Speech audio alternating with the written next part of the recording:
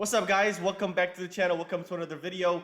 As you can see in the title, the thumbnail here, we're going to be reacting and watching Dr. Phil's response to the conviction of Donald Trump. And I found this video to be interesting because, one, Dr. Phill has been somebody that I've actually, respected for a while. He seems to be very logical and reasonable. He seems to always end up on the right side of history, and it seems like that's where he's at with this Trump conviction. So we're gonna look at and listen to his reaction and the way he describes the situation and why he thinks this is a bad thing for this country is very well put. And I agree with him on majority of the things that he said, but we'll elaborate as the video goes on as to why I don't agree 100%. And then also there's a second clip here at the end of this video you want to stay for where Piers Morgan also goes into a little bit more. We're going to watch a little short clip on why he thinks this is also a bad idea. So let's get right into it and not waste any time. Of our great institutions, the FBI, Justice Department, and individual states' similar institutions will lead to one of two outcomes. One is more of the same from the other side, tit for tat. That may seem deserved, but it is not the right way forward for America. The other is what I call on you to demand from your politicians today, an end to this craziness in order to save the soul and sanity of our country. The Pope has actually given us the right approach in his new book when he says we are all brothers and sisters, and there must be no resentment among us. For any war to truly end, forgiveness is necessary. That is true of any war, including our current cultural war.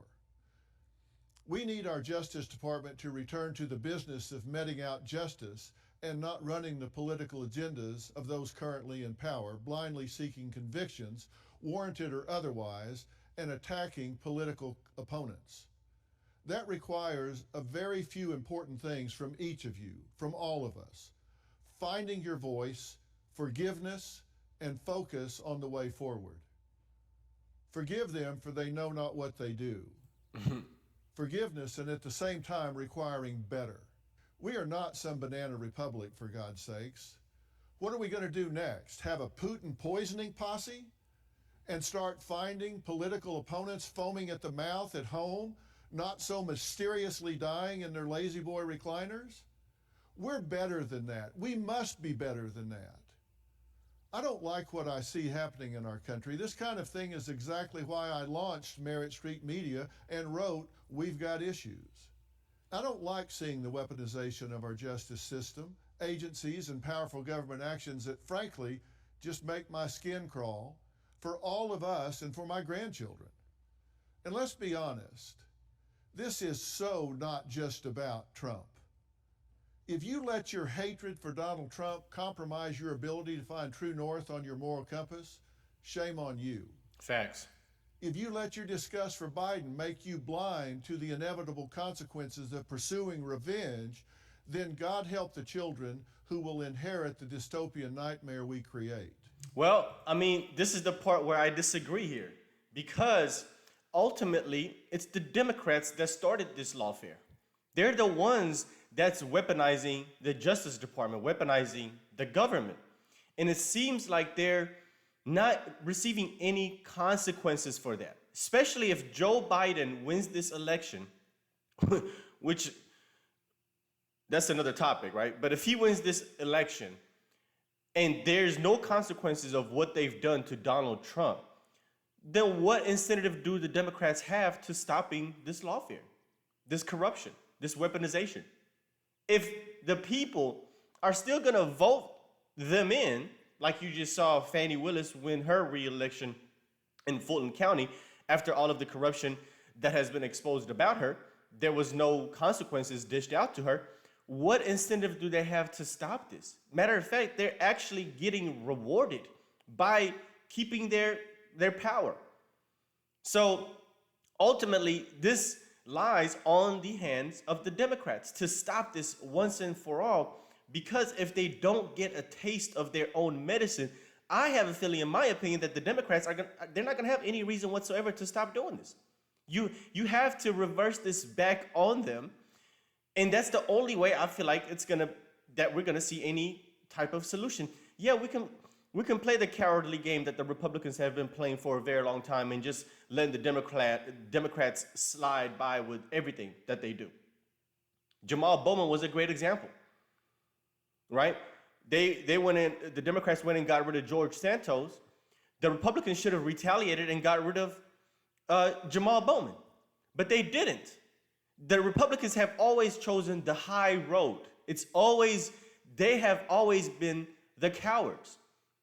They gotta start playing the same exact games, or nothing is gonna change, in my opinion.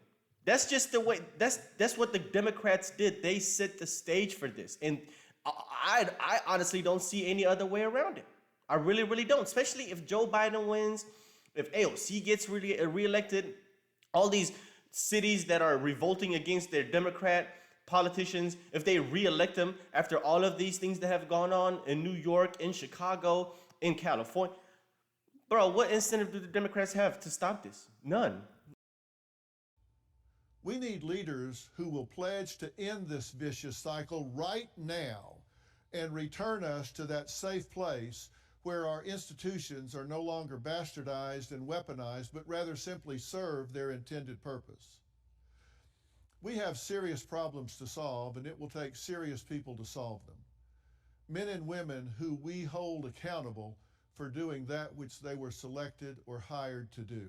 Exactly, but we don't. They need to know we are watching, and their positions are privileges, not legacies. They work for us until they don't. I'm not into politics. I claim no expertise, nor do I seek any. I don't advocate voting for one candidate over another. I stay in my lane addressing human behavior collectively, culturally, and am focused on how we can have maximum control in our lives and turn this ship of state called America in the right direction and get her back on track so we can be proud. That's my mission, and this is a call to action to save our collective soul and sanity. This is also a call to redemption, healing, and forgiveness that leads to peace among us all, which is the most important gift we can share in our dangerous world. The current administration could and should do the right thing. Dismiss now, even now, Yep. post-conviction of a political opponent, all such lawfare, and pledge to return to the normal functioning of a government rightly run. God bless you all, and God bless these United States of America. Amen. God bless America. So let's watch Piers Morgan kind of elaborate on why I agree with him on the reasons that this should never happen, right? And why politicians, presidents, former presidents, honestly cannot be held to the same standard. You really can't. It's unfair.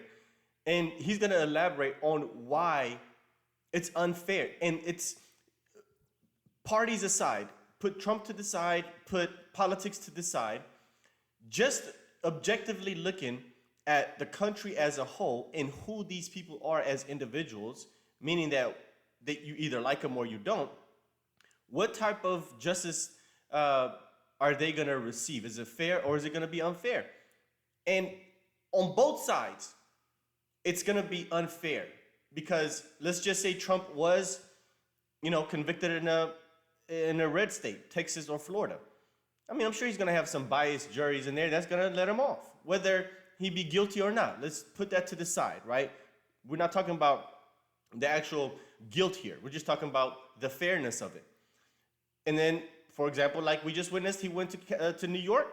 What did he get? A liberal judge, liberal jury, liberal state, convicted, right? If he was in Florida or Texas, not convicted. It's going to be unfair regardless. And Pierce is going to make a great point on why that's the case. And honestly, there's really nothing that we can do about that. I don't know if we need to create a new set of laws for politicians, but holding them to the same standards as you would us, it's not gonna work. It doesn't make sense. It just doesn't. So clearly, Trump has done enough to where they were able to bring charges against him and now have him convicted in a court of law. Like we can sit here and debate whether that's right or wrong, but The only reason we would say it's wrong is because he's a president and we think that he should have a different level of privilege than everybody else. Well, I wouldn't say privilege. I hate when they use it's not a privilege. It's a standard. It's just a different set of standard and rules and laws that has to be set for people like them because they will never get a fair trial anywhere, whether it be for them or against them. I mean, you have to be. I do think they should. I actually do. Dang.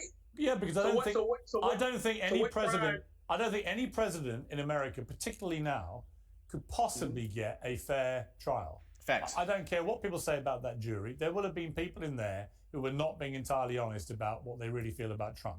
I'm sure of it. Because Facts. how could you not have extreme views about Trump either way? Either way. That I agree with you. But I've been saying that from day one. It's impossible. Then you can't agree with that, Charlemagne. You can't because that goes against every single thing that you've been saying on all these platforms since the conviction. You cannot agree with that. You cannot say that you believe, yeah, it's possible that this is unfair, but also on the other hand say, well, yeah, this was a fair trial, right? Just, the jury did their job. We don't need to question the justice system. It doesn't make sense. It's contradicting. Possible for somebody like Donald Trump to get judged by a jury of his peers, a jury that's not biased. And it would be for Biden, by the way. It would be, if Biden was being prosecuted in a criminal court in Texas, it would be exactly the same issue. Facts. I would feel exactly the same way. I just don't think any American president can possibly get a fair trial of a jury of so-called peers. They're not peers. He's the president of the United States. He's the most powerful person in the country. He's one of only 46 people to hold that office. Of course, this jury has nothing in connection with Trump on that level. So I just felt like from the start, the whole principle of dragging him through a courtroom over something so relatively trivial, I felt was always destined to make America a more divided country, which it already is. Yeah, there you have it. There you have it. That was just the gist of the clip that I wanted to share with you guys from Piers Morgan. But what he said is spot on. You can't let's not be biased here for a second. It's going to be the same thing for Biden. If Biden has his trials in New York, they're going to let him off. If he has his trials in Texas or Florida, he's probably going to get convicted. Same thing with Trump. If Trump was in Texas, Florida, one of these red states, I'm sure he would have got off. And the mainstream media agrees to that too. Because there's hundreds of clips of these leftists and these propagandists on the mainstream media saying that, yeah, if this was not held in New York, Trump wouldn't have been convicted. It was because this was in New York that they were able to get that guilty verdict. And Joy Reid has said it, AOC has said it. I mean, they all know it. And that's also proof that this was politically motivated at the end of the day. But anyway, let me know what you guys think. I thought these two clips were interesting to bring together. Let's talk about it in the comment section. Of course, if you enjoy my content, hit the like button down below. And if you want more, hit the subscribe button with the notification bell so you get reminded every time I bring a brand new video. Thanks for being here, guys, and God bless.